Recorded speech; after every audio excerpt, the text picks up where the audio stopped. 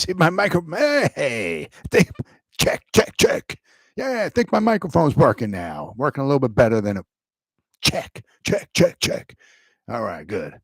Sound like I was very, very low before, but looks like my microphone is working a little bit better now than it was before. So, thanks to the Jersey guy, he told me my microphone was low. So I think my microphone is working now. Well, better than it was before. It was on really. I had like one dot down at the bottom, and even if I was talking really loud, it was still only on one dot. Now I'm getting it up to check. I'm getting up to 2 and 3 dots, so I should be good to go. So thanks for the Jersey guy. This is only my third attempt at trying to go live here.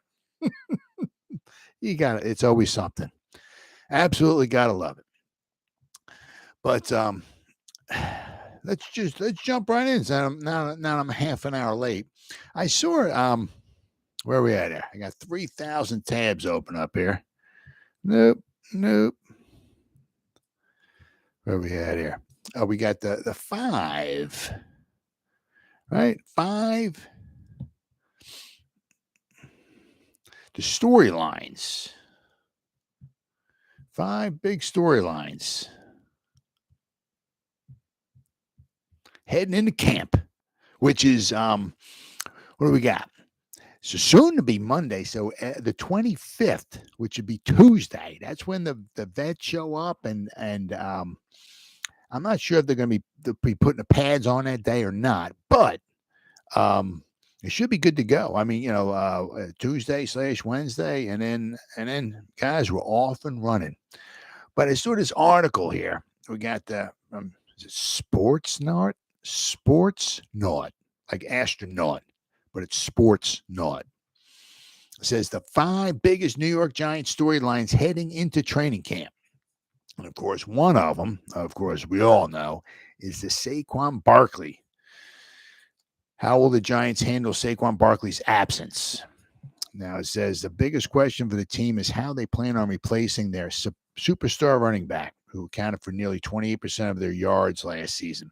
The team is very high on the 5th-round pick, Eric Gray, and veterans Matt Breida and Gary Brightwell averaged over 4 yards per carry last season, which is all true. It's true. Then on Friday, the team signed former Jacksonville Jaguar James Robinson, a former 1,000-yard rusher, and he can catch the ball as well, too. He's not Saquon, but as we've seen from past Super Bowl winners and past Super Bowl participants, you don't need a Hall of Fame running back. I'm not saying Saquon's going in the Hall or anything like that, but a Hall of Fame style running back, somebody who can just do it all or be as phenomenal as Saquon can. You don't need that. However, some of the participants were like Tom Brady and Patrick Mahomes, guys like that, so we don't quite maybe have the quarterback. We don't quite maybe have the wide receiver play and all, but we also do know one thing is that a couple things. You don't need, it helps, but you don't need an absolute stud superstar running back to reach the Super Bowl. You also don't need to pay a running back, superstar, stud running back to get to the Super Bowl as well, as we saw last year with the Eagles and last year with the Chiefs.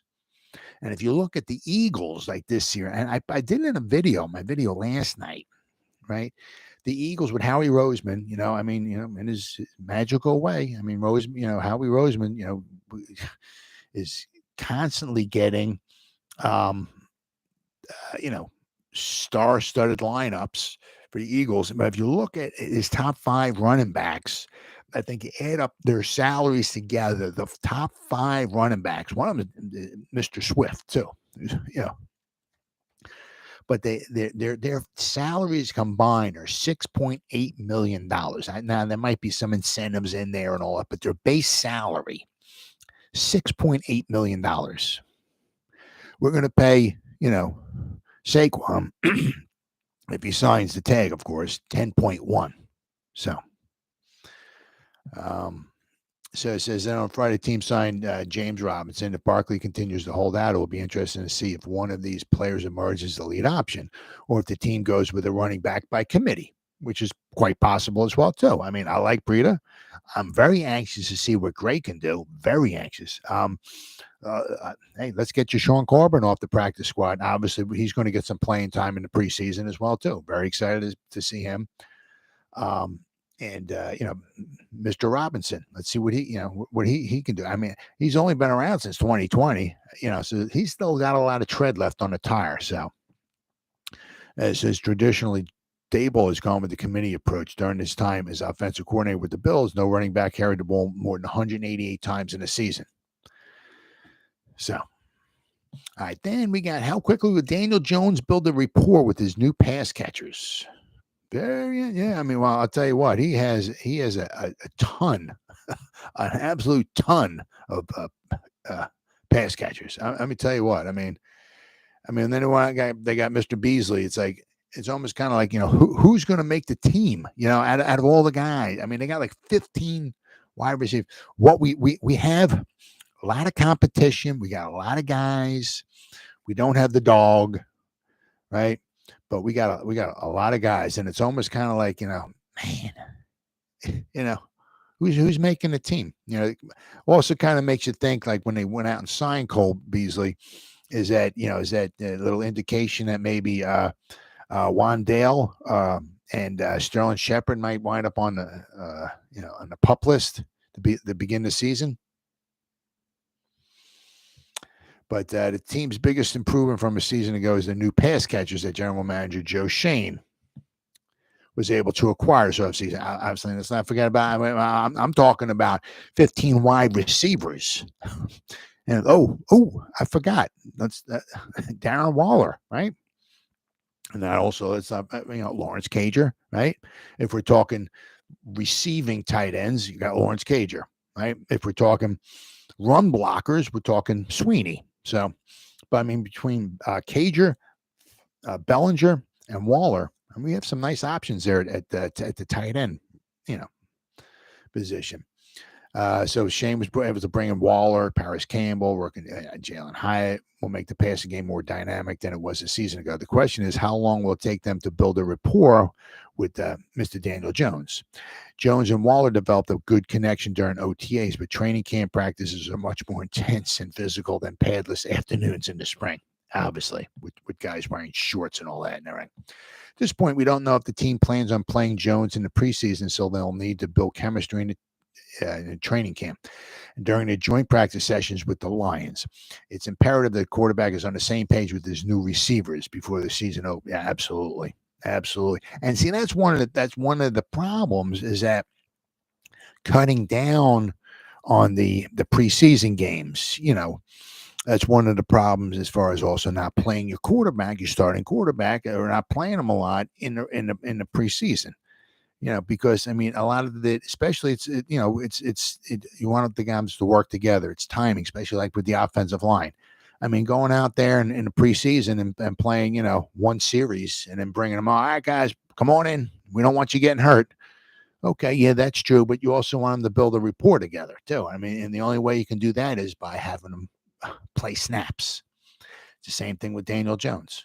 The more snaps he plays, the more comfortable he'll be, obviously, in the pocket, but also the more comfortable he'll be with throwing to his receivers. So, that's not going to happen if he only winds up playing a few snaps or a handful of snaps in the preseason. But the next thing to have storyline here, who will emerge as the starting strong safety and left guard? Good question. While we know who most of the Giant stars will be when the season begins, there are a few starting positions that are up for grabs. The two most intriguing battles to watch are strong safety and left guard. And also, the other one would be who's the inside linebacker next to Bobby Okereke. Now, the thing is now, what you do know is the left guard is going to it's not like, well, we're going to have the left guard 50% of the snap. No, I mean, the left guard's there for 100% of the snaps. The strong safety, that's pretty much going to be 100% of the snaps. The inside linebacker will be that goes up with Okereke, that's I don't even know. It's with the Wink and his positionalist defense. Who knows? I mean, that could be 33%. One of every 3 downs, you'll have an interior linebacker next to Bobby Okereke. So but I am anxious to see who winds up winning that. Is it Darian Beavers? Right? Is it Micah McFadden? It's somebody else that we, a little farther down the depth chart. We'll have to wind up waiting and see. But you do know it's not going to be a Mr. Davis. So unfortunately, got injured. Hopefully, maybe we can bring. He'll be back. Maybe, hopefully, for next season. But let's see.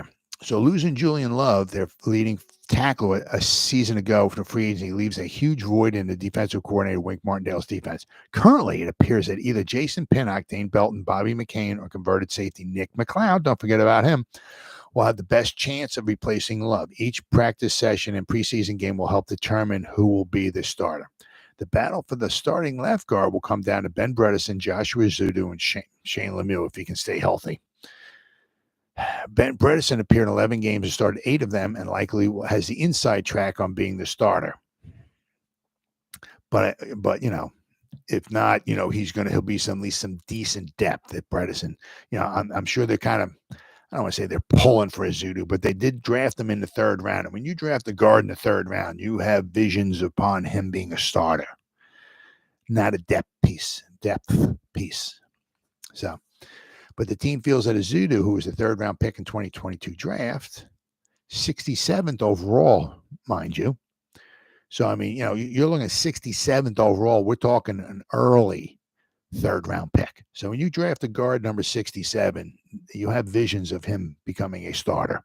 Maybe not the first year, but somewhere along the line, as Shane says, you got to give somebody 3 years, a draft pick, 3 years to see how they pan out. So certainly by year 2, if he takes a step forward, he should be knocking on the door for the starting role at guard. And if not, by year 3, he should be pretty much entrenched as a starting guard. If not, you drafted him number 63 and he's still not a starter after in the 3rd season, all that pick was a bust. Well, not a bust, but I mean, not a good pick. That doesn't mean it can't be a good depth piece, or rotational piece or something like that. But if you draft somebody number 67 as a guard and by the 3rd season he's not entrenched as one of your starters, that's not good.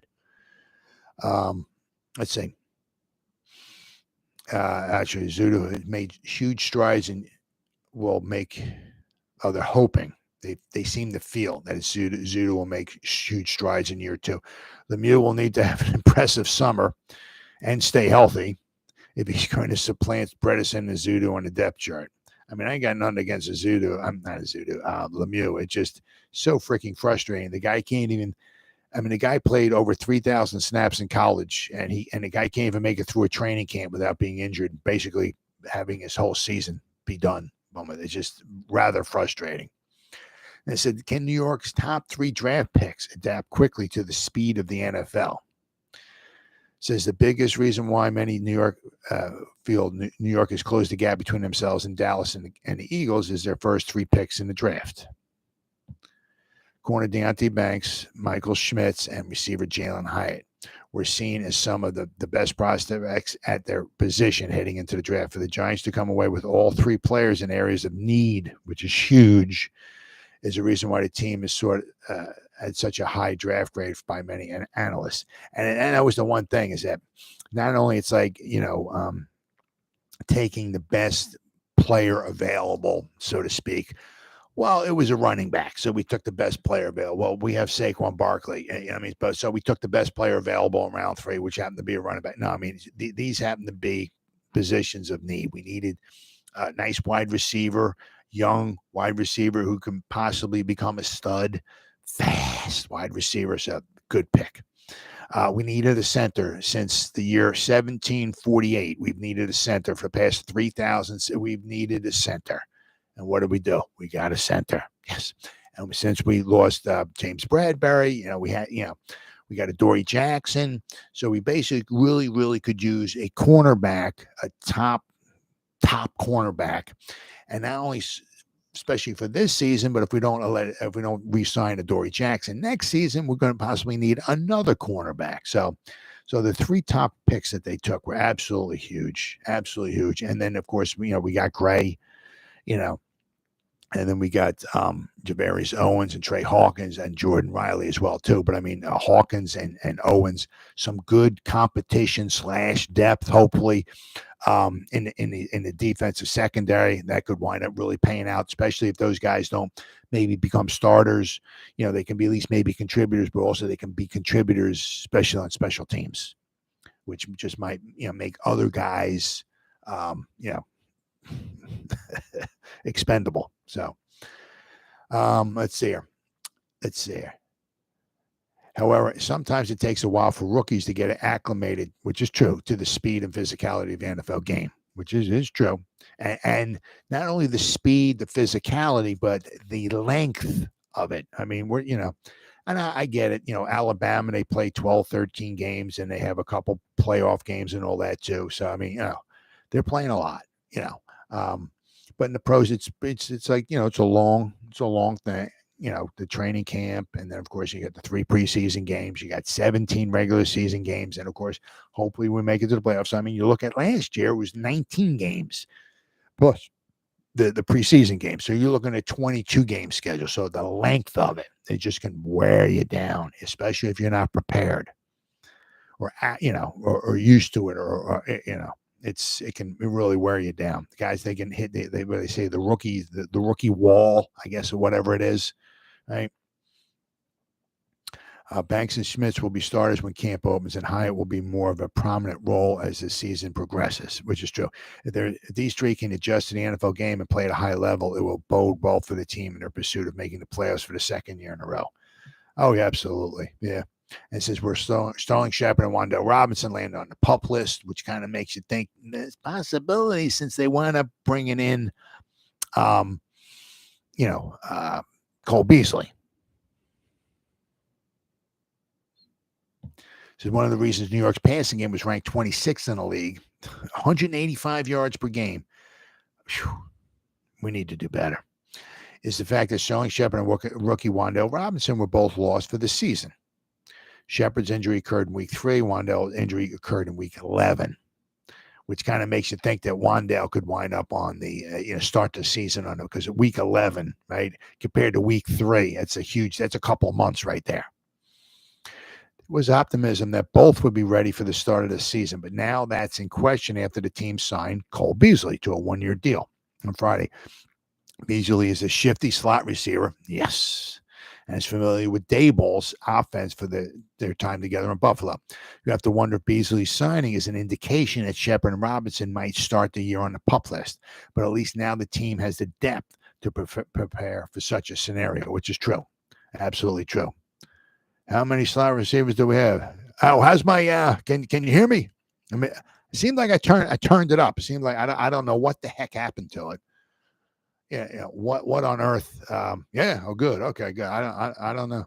I did 2 videos last night. Seemed like it worked fine. Then all of a sudden, right? I don't know. I mean, if you start looking at it, I mean, it's like, obviously we got Shepard. I know Paris Campbell, I think, can work inside and outside. Obviously Cole Beasley is inside. You guys have Shepard, Wan'Dale Robinson. I'm not sure about maybe Jamison Crowder. Obviously you want, I guess, Hyatt, to be on the outside, Slayton to be on the outside, Hodgins on the outside, so, we got audio is fine now. Good. Your commercials were muted too. Yeah. Jeez. Oh, they were muted on my last videos. Or they muted because I think I should have just had a video. Yeah, it was weird. Well, how did I just have one now? Is it okay now? It was weird. Yeah, but what did was the commercial or whatever? Was it okay? Could you hear it? Did it? Yeah. Okay. Good. I have no idea. I mean, because I have no idea. But as long as everything's okay now, I mean, I got a bunch of dots down at the bottom now. So weird. It is weird. But I mean, there is that now you're kind of making what that article was saying. You're kind of thinking that maybe because they brought Cole Beasley in. I mean, obviously he's not going to cost him an arm and a leg, but that might wind up being where Wan'Dale Robinson and Sterling Shepard wind up on the pup list. Yeah, well, I mean, I just had him up. I tell you what, let me pop him up. I had his number. He was tell you what, his time. I mean, you look at his time in Buffalo with Dable. I mean, it was 80 something catches he had. What do we got? 2020 and 2021, he had 82 catches. He never had over 1,000 yards, but in 2020 he had 967 yards, receiving 82 receptions, 11.8 yards a reception, and then in 2021 he had 82 receptions once again. So I mean, his 2020, 2021 was his those were his most receptions ever. Was 82, and that was with Dable, and that was in the slot. And 2022 he only wound up playing in 6 games. And he wound up with 35 receptions. I mean, well, my bad. Wait, 7, 7, 6, 6, 6, 6. No, I'm sorry. He played in 4 games. 4 games. Oh, I'm sorry. I'm reading wrong. He played in 4 games. He had 6 receptions, grand total. Right? Yeah. So nothing impressive there. But he only wound up playing in. He started 1 game for Buffalo. He played in 2 games for Buffalo. And started 1. Then he played 2 games for Tampa Bay. He didn't start any, so he played in 4 games. Grand total, he started 1. He had won it with 6 receptions, so nothing super crazy. But I mean, unless you think he fell off a cliff from 2021 until now, I mean, he had 82 receptions. I mean, he had a. Whew. I mean, whew. Do you think Campbell is used in that Andy Reid wide back position that they're Pacheco and well, I mean, I certainly wouldn't I wouldn't rule anything out at all. I mean, especially if you got if you don't know what's going to go on with Saquon, but I mean, if you got if you could put him in the backfield or absolutely sure. I don't see anything. Especially what I love about what Campbell is because with the speed too. I mean, you get him, especially sometimes if you can get him like on a jet sweep or something like that, where he's got the momentum going and you hand him the ball, I mean, that's the one nice thing that you got right now as compared to what we had before. I mean, you got to give Shermer had a little, Shermer was decent at calling plays, but when we had, Jason Garrett here, I mean, wasn't a whole heck of a lot of imagination there, but you got to remember now with Kafka and Dable now, I mean, they're kind of like mad scientists. They got the wheels turning. I mean, anything's up for grabs. I mean, now especially I said once again, we'll have to wait and see what happens with Saquon. But I saw it. They got this. Where are we at here? Once again, I got 3,000 tabs open up here. Giants owner Isaiah Hodgins. Nope. Here we go. Austin Eckler organizes a call for running backs as contract woes like Saquon's. So the top running backs playing a Zoom call for Saturday night, which I guess was last night. It started as a group text exchange on Monday. Next, disgruntled NFL running backs will meet via Zoom to discuss the depressed market. From multiple sources, the session is scheduled for, I guess it was last night, Chargers running back Austin Eckler has organized the meeting and distributed the Zoom link. All the big-name running backs have been invited. The NFL Players Association apparently will be involved in some capacity. Frankly, however, the union has a conflict of interest in this, which is true. From the NFLPA's perspective, every dollar that goes to a player who plays one position takes $1 away from a player who plays a different position. Yep. That's why, frankly, each position should have its own bargaining unit.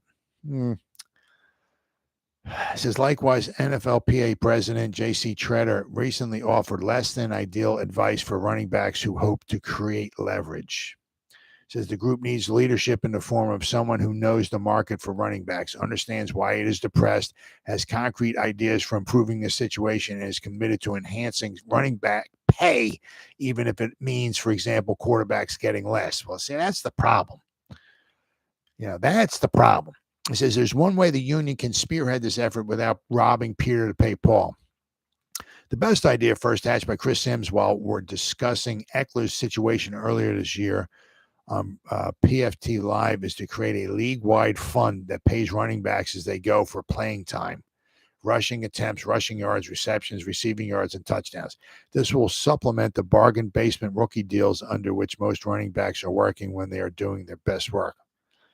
Says if the NFLPA agrees with this approach, the next challenge becomes getting the league to go along with it. And that's when things start to get tricky. Yeah, the union will likely have to make a concession of some sort to get the NFL to do it.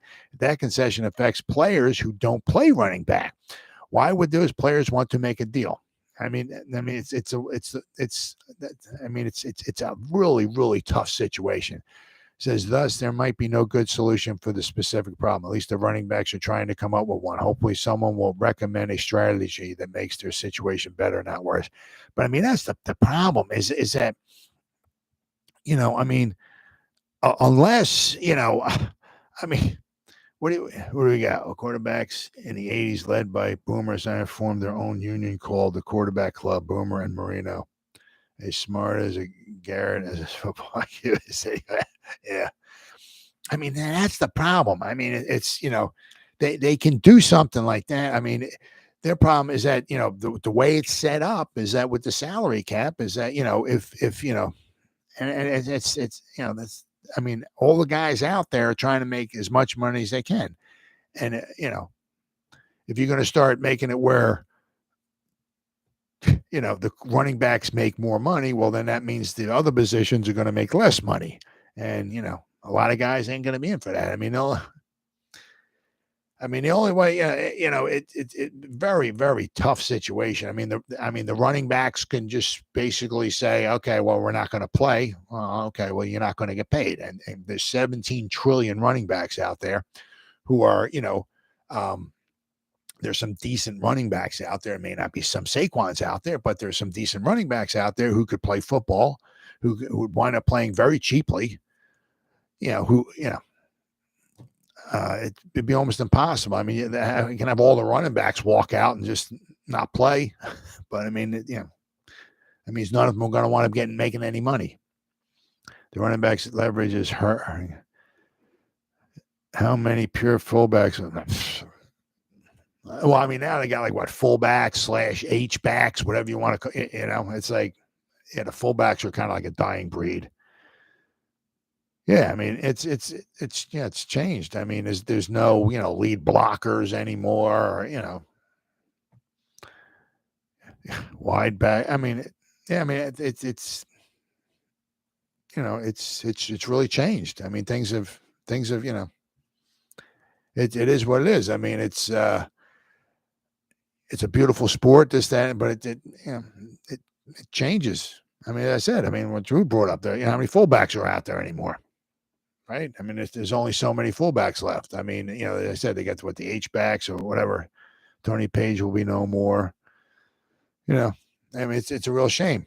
Yeah, you get, as I said, what you could do would be, but the whole league would have to get in on it. We'd have to go back to 1987 where the whole league just walks out and you have to play with a bunch of scab players. But how many, how many people are going to wind up doing that? Just to help the running backs out. All the defensive players and the offensive linemen and the quarterbacks and the wide receivers making $30 million. They're going to walk out to help, they're going to take less money, all of them. Even a guy like, Maurice Carthon. Oh, yeah. Yep. Yes, it's a tough situation. it is what it is. But the one thing you also got to realize too, okay, I know teams won't draft tailbacks. No, I mean, yeah, but I mean, maybe some of these guys now, when they start coming up in high school, they might start thinking about, well, maybe I might want to become a wide receiver or whatever. But my dog, I forgot what I was going to say. The one thing is that the running back position is that like we even Saquon, right? He's going to make $10 million this year. The one thing is that, and I understand you want to make as much money as you can, and I get that and all that stuff. I get it, but some of these guys make endorsement deals. I mean, sometimes life is not fair. You're handed this is what you're handed. You're handed lemons. What are you going to do about it? You're going to sit there and cry about it. I mean, you can fight. I can get it. I get it. Or you can make lemonade out of it, right? You can just say, well, what can I do? What's the best I can do, right? I mean, you can be a class model act citizen, right? You can play the game to your best and blah, blah, blah, all that stuff and everything. And what might happen? If you're in New York, what might happen? If you're a model citizen, you get endorsements. And I know, endorsements. I know the football players are like, well, football is one thing and endorsements are so. And the money I make with endorsements, that like it doesn't count. Well, I made $18 million. I'm just throwing a number out there. Well, I made $5 million in endorsements. Well, that doesn't count. That doesn't count. What am I making with football? Well, it does. I mean, you're making money from endorsements because you're a football player. You can learn a lot about the game. This, that. I mean, you can become a sportscaster after your career's over. Learn as much as you can. You become a coach. You can be all kinds of things. Just because you may not making, $15 million a year. I get it. That sucks. I get it. I understand. But as I said, there's other ways of making money. There's other way after football's over. There's other ways of making money. It's not like, life is coming to an end as we know it because you're not, I get it. It's not fair. I get it. I mean, it's really not fair, especially because the fact that Saquon's handling the ball and getting pounded on like 300 times. And they're going to give him like $10 million. Davante Adams, I think he's making like $25-30 million a season with the Raiders, right? He's maybe catching the ball 100 times. So he's got 100 touches. He's making $30 million. You got 300 touches. You're making $10 million. So you're getting 3 times the amount of touches pounded on, 3 times the amount of times, right? And you're making 1/3 the money. That's not fair. Absolutely. I get it. I get it. But sometimes life is not fair. I mean, obviously, if there's a way out of it, I really don't know. I just don't know.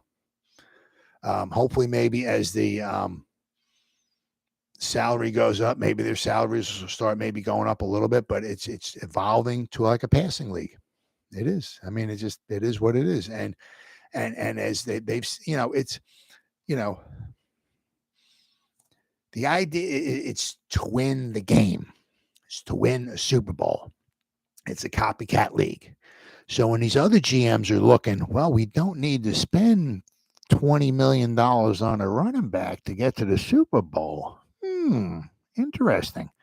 We don't need to spend $15 million to get to a Super Bowl. Interesting. Very interesting. Yeah, it's a copycat league.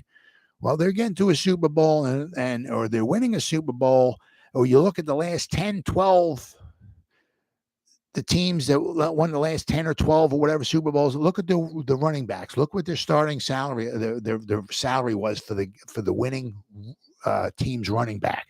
It ain't much, right? It's copycat league. So if other teams are doing it, they start spending money elsewhere. Instead of spending 15 for a running back, I'm going to spend $7 million. I'm going to get 5 running backs, spend $7 million, and I'm going to take an extra 10 or 12 million. I'm going to get myself a starting guard, right?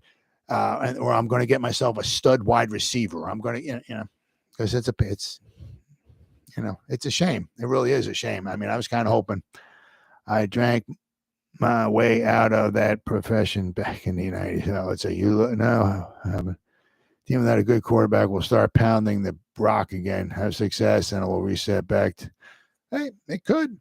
I mean, because one thing, because you also look at it too, right, is that it's evolving, right? Everything's evolving, so it's a passing league, right? So I mean, so a lot of the defenses got what? I mean, they might have like 4 or 5 big guys out on the field, and then everybody's either safety or cornerback. You might have like 7 safeties and slash cornerbacks on it. Everybody's getting smaller and smaller, maybe faster, but small as well. So it might be somewhere along the line. It's like, all right, you're going to put guys out there to weigh 102 pounds. Okay, guess what we're going to start doing? We're going to put the big boy pants on, right? We're going to come up, well, we'll have an offensive line at 5. We're going to put a nice big, we're going to get a good blocking tight end, whatever, right? And we're just going to start pounding. All right, we're just going to start, we'll start running. It'd be hard to say it's going to ever go back to 3 yards in a cloud of dust, but that's possible. It's things evolve. So I mean, just because the running backs aren't getting paid now doesn't mean they won't get paid ever again. I'll have to wait and see.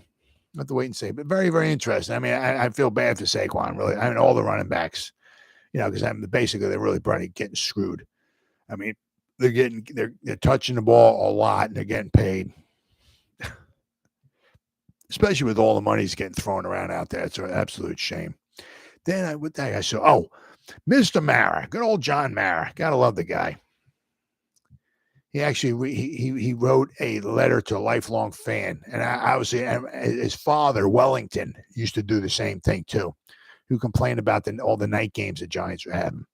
Said Giants owner John Mara has always had a reputation of being a man of the people. Despite being handed down the keys to one of the storied franchises in the NFL, he's remained humble and vested in the needs of the fans. One example is Mara's battle with the NFL commissioners Roger Goodell over flexing scheduling. Yep, that's yeah. Why? Because it's all about the Benjamins. We're trying to keep the guys happy at Amazon, happy, or whoever's broadcasting the game, trying to keep them guys happy because they don't want to. We're paying all this money. We don't want to broadcast a crappy game between a team that's 2-12 and a team that's 1-13. We don't want that. We want a good game. We want good teams out there, right? So we want to be able to flex games and change the schedule around and stuff like that. Let's see. Said in March, he expressed frustration with the TV-driven policy that will allow games to be moved from Sunday afternoon to Monday night next season, which is ridiculous. Calling it abusive, which it is, because I had one of my games get changed before. It was a college game between Notre Dame and Texas, which really screwed me up big time. But once again, it's all about the Benjamins. Nobody cares about the person who bought the ticket to the game. Nobody cares about them. So long as the people, the Amazon and all those people who are, the big companies, as long as they're happy, it's all good because it's all about the Benjamins. And unfortunately, the more it's about the Benjamins, the worse the game is. I hate it. Another example is his correspondence with Les Grodnick, a lifelong Giants fan who is upset with the increase of night games on the team's schedule. Grodnick had written to Mara before. This time his letter was intended to express his dislike of night games, and as expected, he got a response. In a letter addressed to Mr. Grodnick that was obtained by the Post, Mr. Mara wrote, "I have your letter, and I certainly understand your disdain for the night games," Mara wrote. "I don't like them either."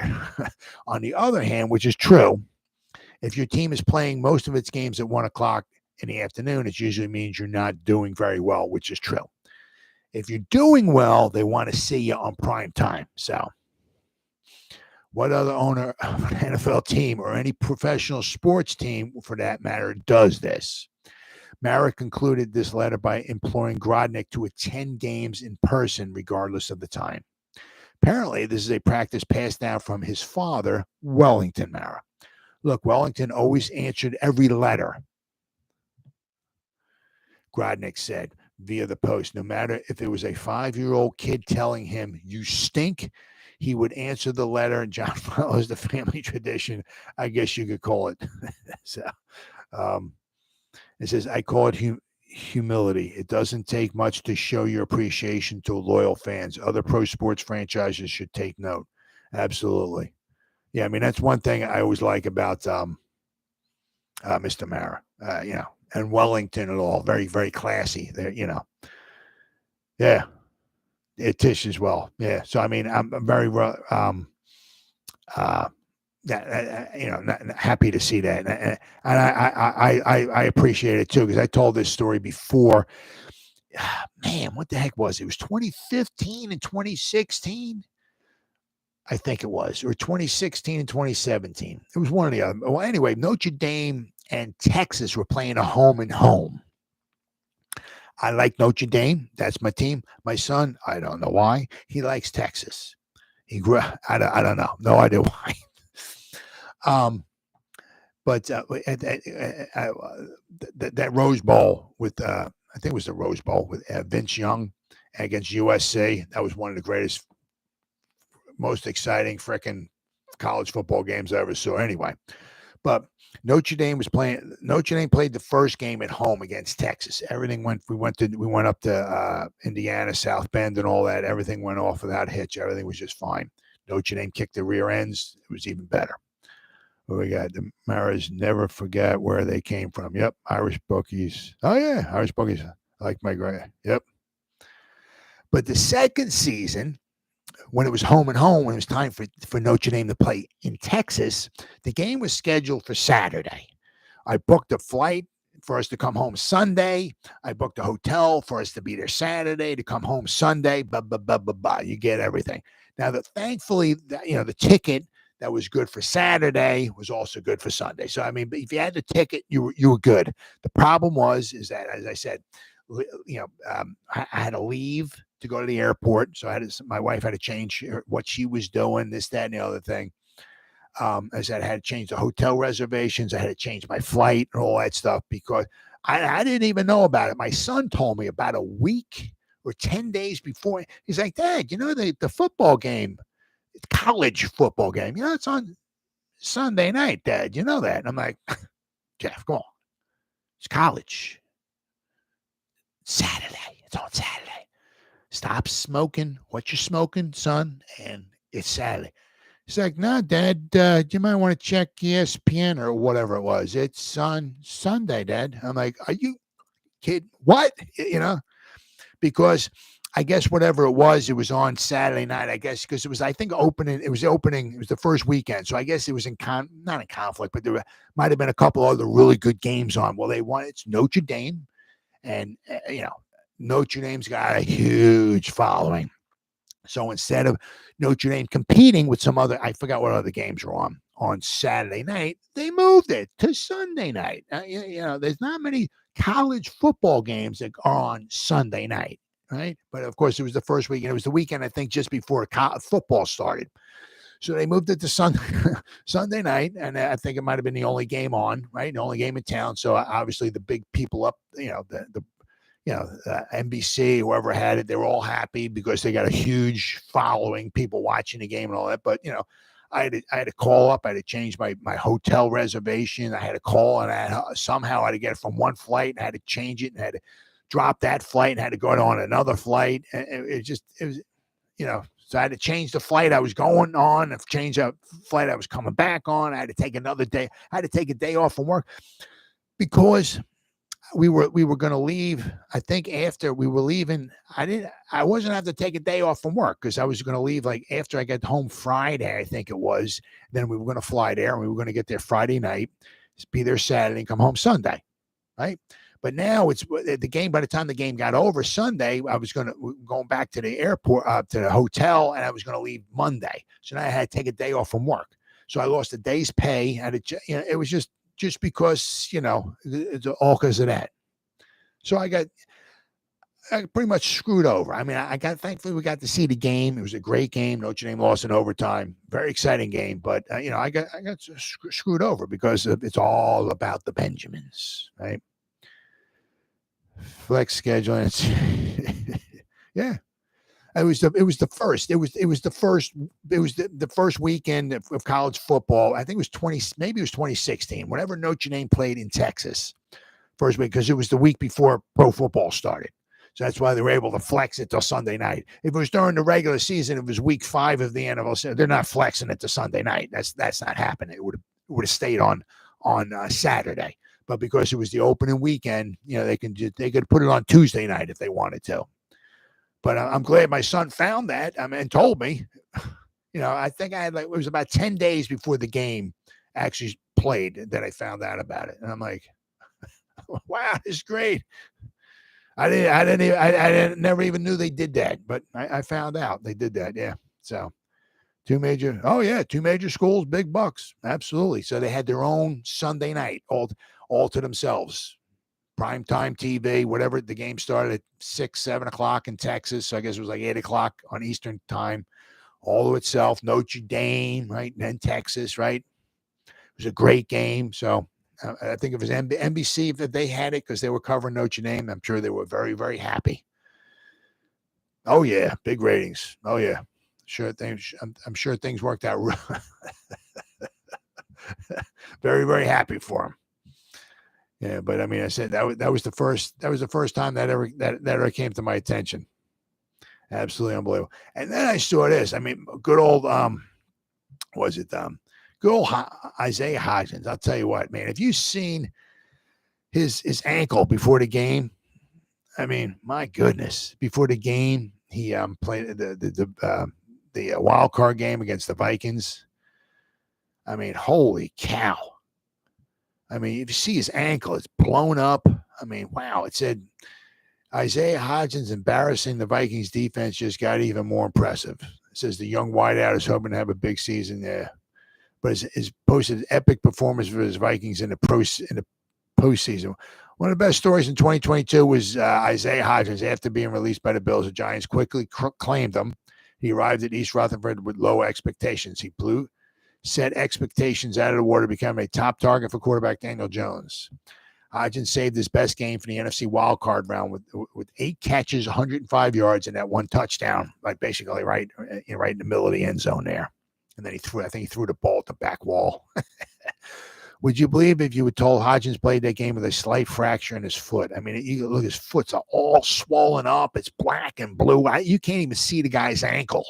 I mean, it's unbelievable. So I guess maybe you can understand maybe the following week when he played the Eagles and they had a better cornerback situation, he only had 1 reception. But, believe it, as Hodgins somehow was able to play in that postseason contest despite the injury. I mean, you say, look at this. I mean, my goodness. And actually, he wound up saying, he said, he got to the point, I think it was like in the third quarter, I think he said, like, because he was playing on the one side.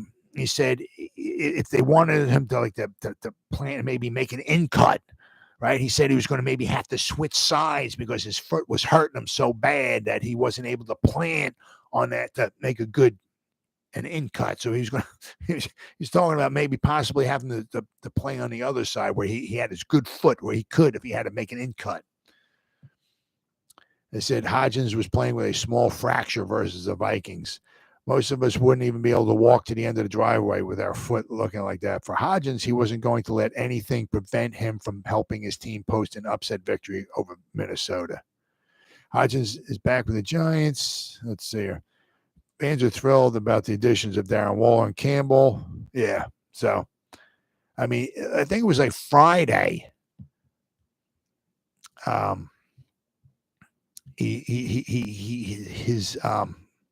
Somehow he wound up. He wound up with a small fracture in his foot, I believe, on Friday, before the game started. I mean, it's absolutely, absolutely incredible. I mean, man, what we got? He was a very good addition. Terrific. Oh yeah. I mean, man, I'll tell you what. It was like if you get the ball to him, it's like boom. It's like I don't even know if he had any drops last year. I mean, very, very impressive. Very impressive. I mean, if you see in the article, I mean, you look at his foot. I mean, it's like you can't even see his ankle. The bottom of his foot's like all purple and all of that, and it's all swollen up. I mean, I don't even know how the guy even wound up running. You also got to take into account that, the Vikings defense was not super spectacular, but it is what it is. When you going up against that, what do you got to do? You got to score some points. You got to gain some yards on them, right? And that's what the Giants did. But I mean, it's just tough. I mean, hopefully everything, hopefully is all good to go. That will get you off the practice squad. Oh yeah, absolutely.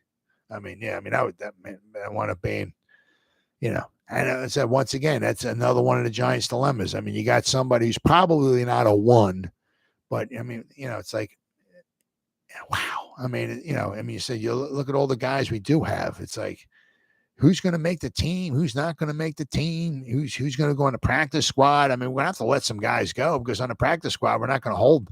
I mean, I can't see us holding more than maybe 2 wide receivers. 2. You know, if we have we could put 15 or 16 on the practice squad. I mean, you can't have 3 or 4 wide receivers. That's not going to happen. I mean, you know, we might have maybe 2, maybe. So we're gonna have maybe 6 on the you know, and have 2 on the practice squad. We got 15 guys right now. He's versatile as far as an XY. Oh yeah. Well, I mean, that's one of the great things is that, you know, versatility, which is huge. You know, really. I mean, it's versatility. But you got to be smart too, because like on each individual, they call a play, but inside that, it's like, what the heck is that? The Leonardo DiCaprio? Is that what it was? What was the name of it? The dream inside of a dream inside of a dream. Damn, I seen the film. It was about a year ago. It's not Deception. No. It's like, but inside of each play, you know, you got different patterns you can run. It's just not like, oh, okay, we're going to run this play. Okay, I got to run a corner route. Okay, I'm going to run a corner route. All right, no, it's you know, you got to be very smart. It's a tough offense to pick up. It's, you know, you got to be smart. You can't be no dummy. But I mean, it's very versatile. You know what I mean? But it's also, you know, a lot of these guys that we got versatility. I mean, like with Waller.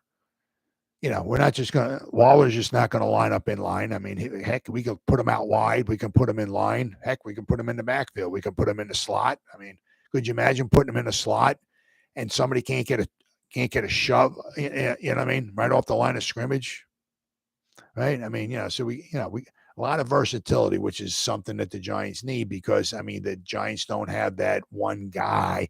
Well, I mean, we got Waller, but we don't have that wide receiver. You know, the guy can you just throw the ball and he'll go get it. You know, athleticism has led to the. Oh yeah, oh absolutely.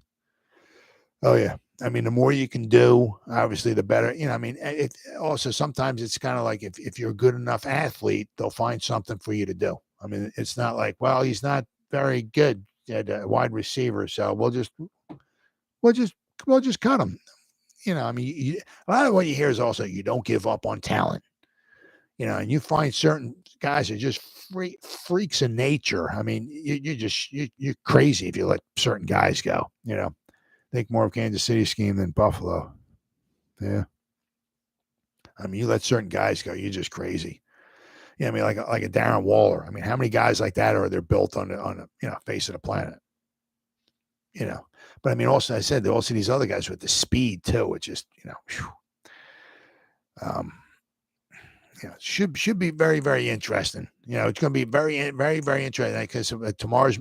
So what do we got? Oh, actually, my goodness, it's 11:57. So in 3 minutes, it's going to be Monday. So that means basically tomorrow, training camp starts.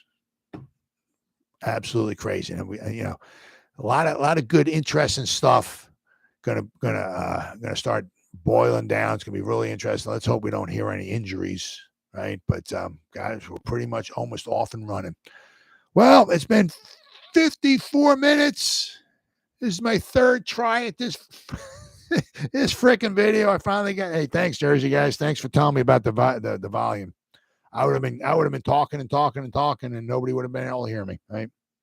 Oh yeah, we'll be on tomorrow. Oh sure, absolutely. I'll be back on at about 3:30 this morning too. We're going to talk about the 1987 New York Giants and what were they, 6-9? Yeah, started off 0-5, then they won their first game, and then just it just went downhill for there. They were 6 after they won the Super Bowl. Strike shortened season, all that stuff and everything. The strike. It'll get you. The scab players. They tell you what, the Giants had probably might have possibly had the worst team in the pros for those 3 games. I mean, they were ungodly horrible. I mean, all right, they lost to the Redskins, they lost to the 49ers, but when LT played in the 3rd game, the Giants lost. It was either 6-3 in overtime or 9-6 in overtime. So LT kept the score down because the Giants couldn't score any points on offense. But they lost to Buffalo in Buffalo. It was like 6-3 or 9-6 in overtime. But they were horrible. Their offense was horrible. Their defense, the first 2 games, is horrible. It wasn't until Lawrence Taylor stepped over the line for them, played in the 3rd game that the Giants actually had a decent defense. But I mean, that was some brutal stuff. I said that, and then they what was it? The 5th game they lost. I can't remember who they lost to, but then because the first game they wound up losing to the Bears on Monday night. That was the battle of the Titans, the last 2 Super Bowl champions in Chicago, opening Monday night. It's going to be a phenomenal game, and it wound up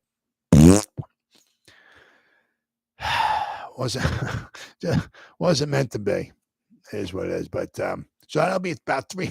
If you're hanging out about 3:30 in the morning, come on and join me. I'll be doing that video. So whoever spent any time watching me, thank you. I greatly appreciate it. Whoever spends any time watching the replay this, once again, thank you so much from the bottom of my heart. I greatly appreciate it. Yeah, that's all right. I'll probably be sleeping too while I'm doing it, so I don't blame you. So as always, you guys stay safe out there and go Giants. Woo! Oh, yeah.